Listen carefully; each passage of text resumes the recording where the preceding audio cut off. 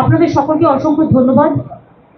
আপনারা জানেন যে আমাদের সকালেই ফ্লাইট ছিল, কিন্তু সব ক্যান্সেল হয়েছে, কাজেই সব প্রোগ্রামই প্রায় অনেকটাই ডিস্টার্ব হয়ে গেছে। যাই হোক,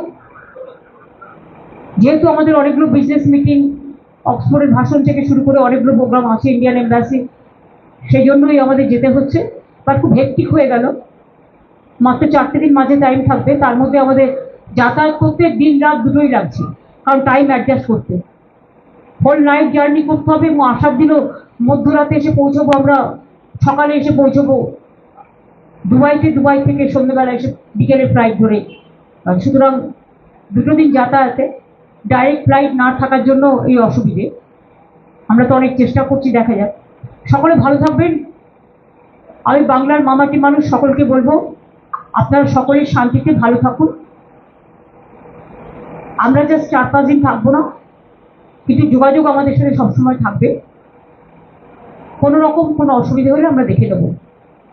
সকলে ভালো থাকুন, সুস্থ থাকুন, সুন্দর থাকুন।